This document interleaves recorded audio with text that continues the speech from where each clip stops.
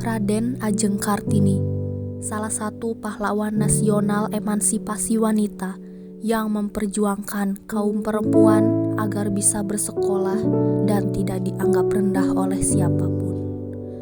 Hidup di masa perempuan masih dianggap rendah dan dengan hak kebebasan yang sangat terbatas adalah hal yang tidak mudah. Jepara, Jawa Tengah, tanggal dan bulan di tahun 1891. Hari itu, Kartini kecil sedang tidak berhenti bersedih.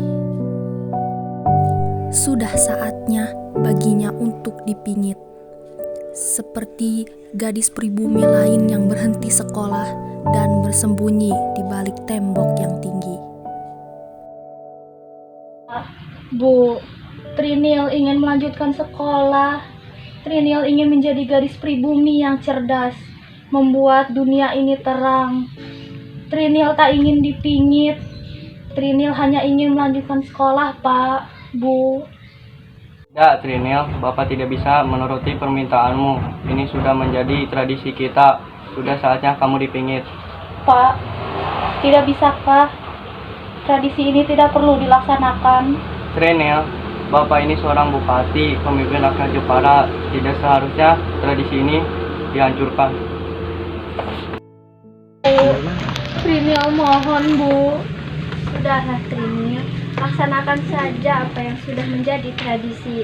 Kelak kau akan mengerti mengapa tradisi ini dilakukan.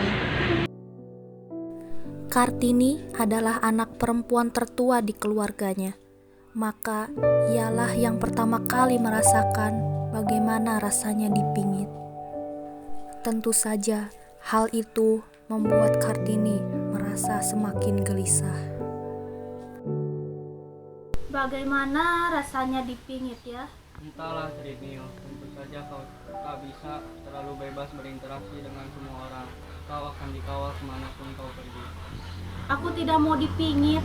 Aku hanya ingin bersekolah. Trinil, ini sudah menjadi adat kita dan kita tidak bisa menghancurkannya. Kami akan meminjamkan buku agar kau tetap bisa belajar. Terima kasih semuanya. Aku sangat menyayangi kalian semua. Perasaanku ini sekarang sedang kacau. Hidupku seperti di penjara. Bersabarlah adikku, kau pasti bisa melalui itu semua. Kau perempuan tangguh. Kami yakin itu. Sebenarnya apa itu dipingit? Entahlah, ibuku bilang aku tidak akan sebebas dulu lagi dan aku akan terus dikawal. Sebenarnya aku tidak masalah dengan semua itu. Aku hanya ingin bersekolah. Kartini terus memikirkan apa yang harus dilakukannya agar mimpinya tersebut tercapai, yaitu membuat kaum perempuan tidak dianggap rendah oleh siapapun. Lalu, dua gadis berwajah Eropa berjalan dari kejauhan. Kartini melihat dua sahabatnya, Rosa Abendanon dan Stella. Rosa, Stella,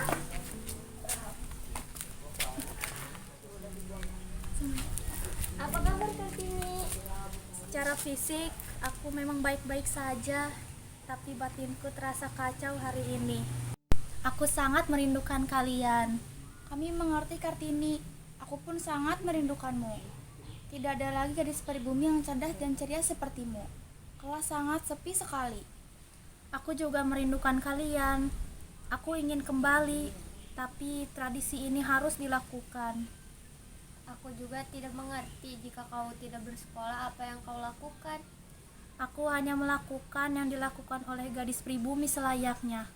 Lalu aku akan menikah. Aku pun tak mengerti dengan tradisi itu. Apa salahnya seorang perempuan bersekolah? Bersabarlah Kartini, jika kau butuh bantuan ada kami. Terima kasih semuanya. Kartini terus belajar bahasa Belanda melalui buku-buku yang dipinjamkan oleh sahabat-sahabatnya. Hari-harinya pun diisi dengan semua hal yang katanya harus bisa dilakukan oleh wanita sejati.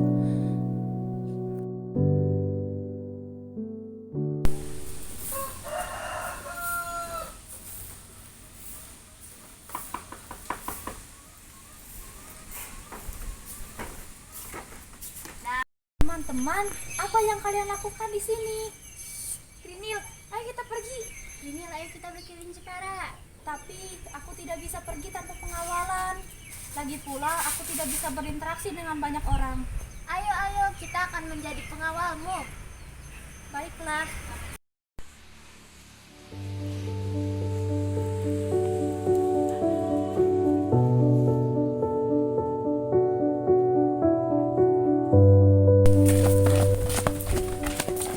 Ada apa Kartini?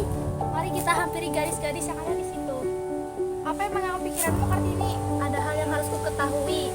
Lagi pula, tidak apa-apa sesekali aku berbicara dengan pribumi lainnya.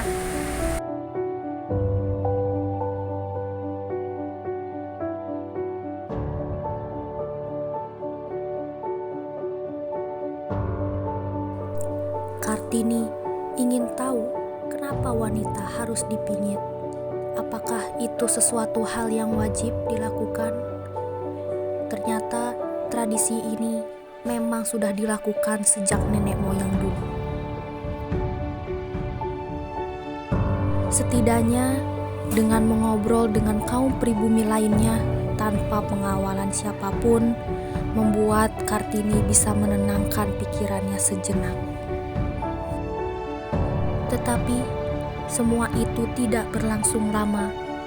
Kartini kembali gelisah ketika mendengar bahwa kedua sahabatnya telah berpindah ke Belanda untuk melanjutkan sekolah. Hari-hari dilalui oleh Kartini dengan lebih bersemangat. Ia selalu mengirim surat kepada sahabat-sahabatnya.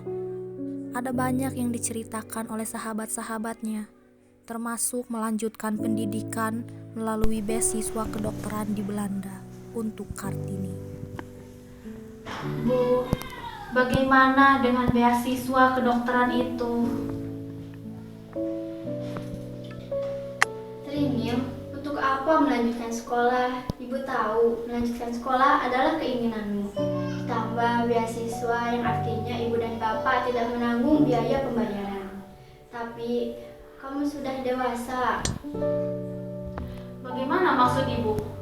Mengapa kau tidak menikah saja, Trinil?